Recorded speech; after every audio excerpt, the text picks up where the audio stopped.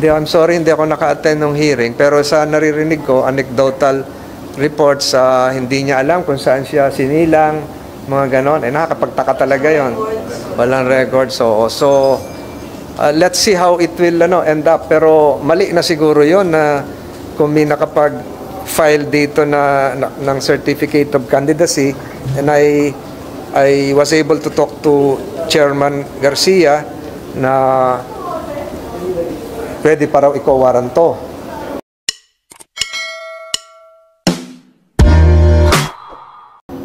Sir, paano nyo po ipapatawag yung sa Chinese Embassy? Through DFA po ba or open invitation? Open invitation na siguro yon.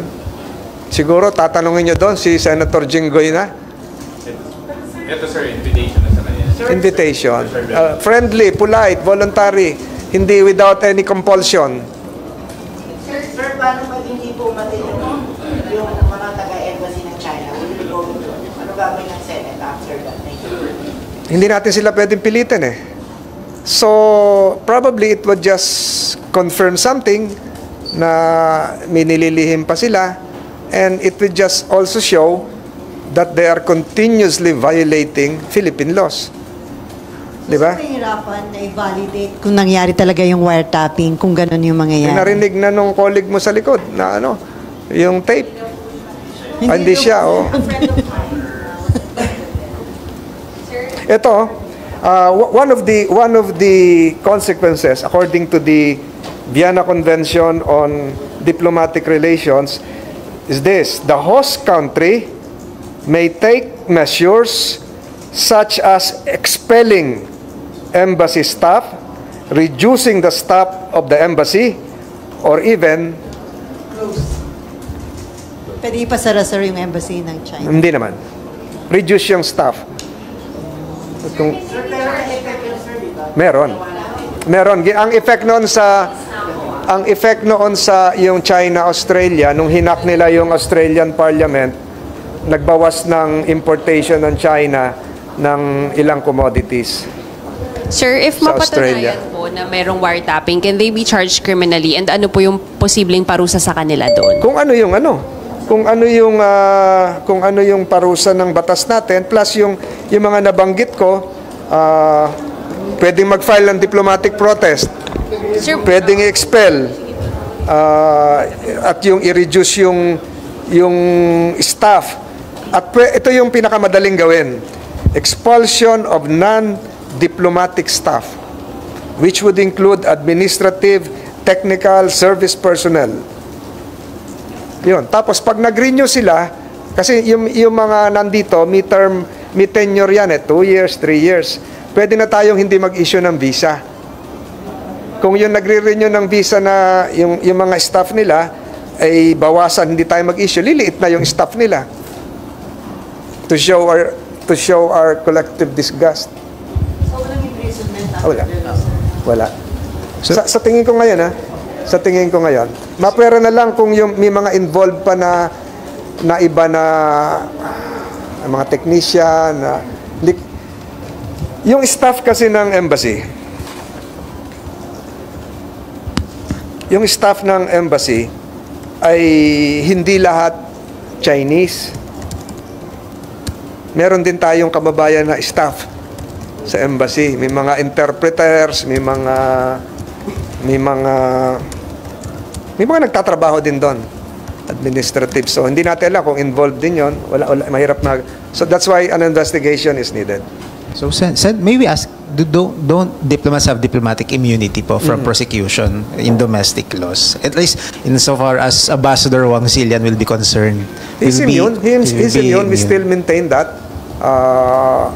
Except yung immunity would only refer to the regular performance of their functions as contained in this Convention on Diplomatic Relations. Pero kung yung ginagawa mo outside your functions na, halimbawa ikaw ay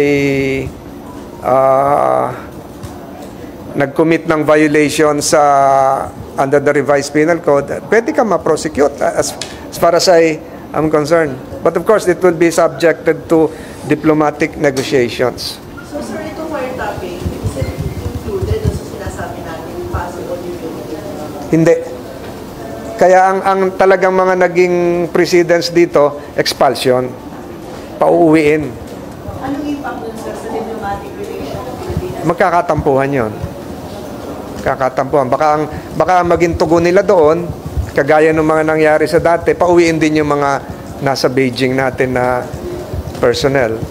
Then sir, baka mangangarap na naman another issue na yung mga OFWs natin doon baka pauwi na. Yung mga ganun.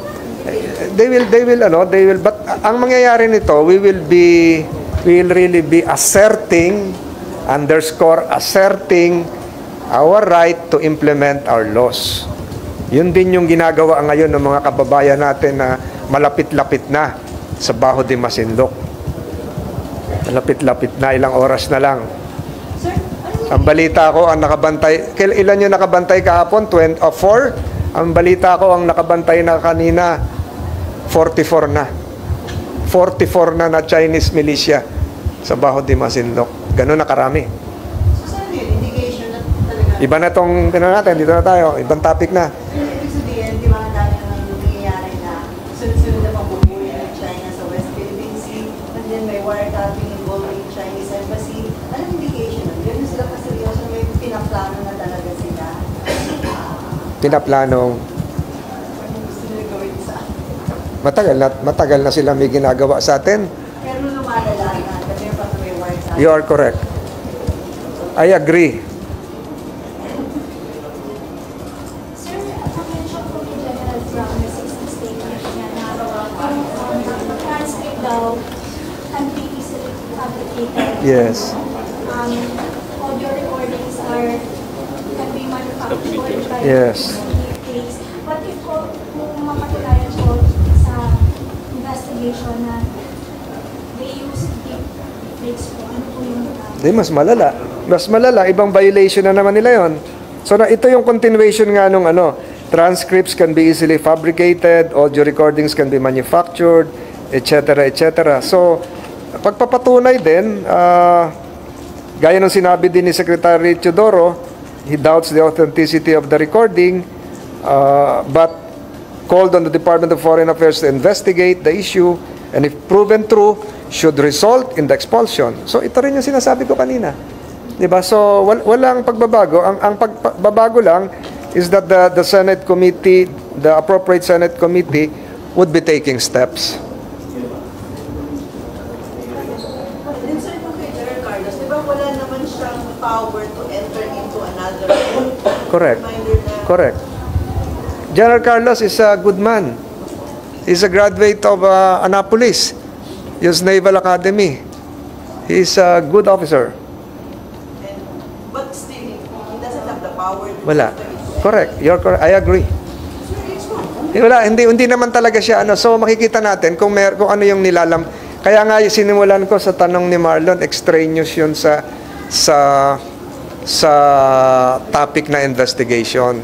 Ang question sa investigation, was there a wiretapping conducted? May commitment na Senator Jiroy kung kailan Yes. papatawag. I talked to him, baka Tuesday daw. Honestly. Yes, kasi Monday meron uli yung yung isa, yung leak. Okay na? Okay na. Sir, you share the concern ni Sen. Risa regarding sa personality ni Mayor ng Banban.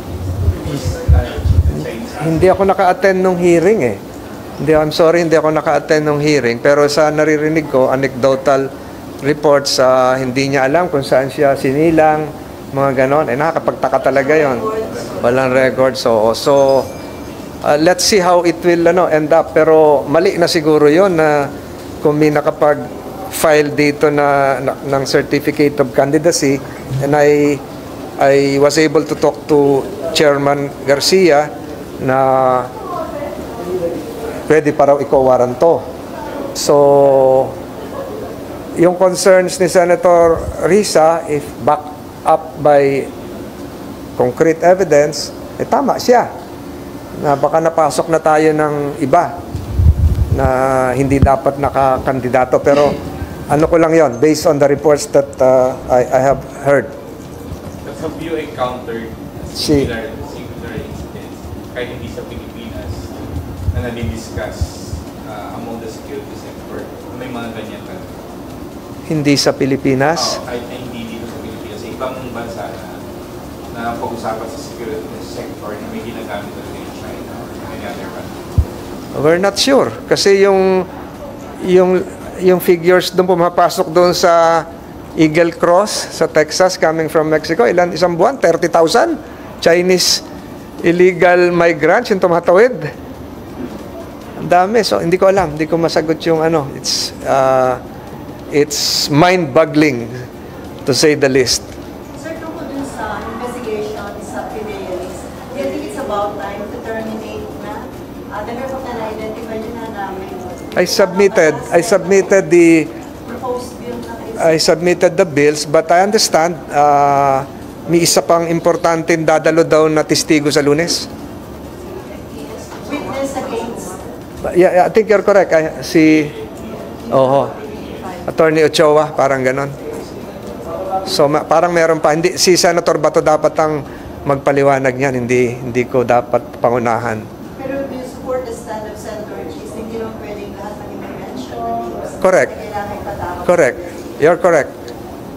In aid of legislation, ito yung batas.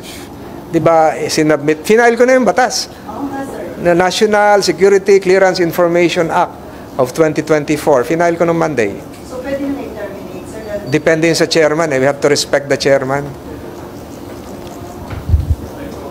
Wala na. Thank you. Wala na. Thank you. Salamat. Oops.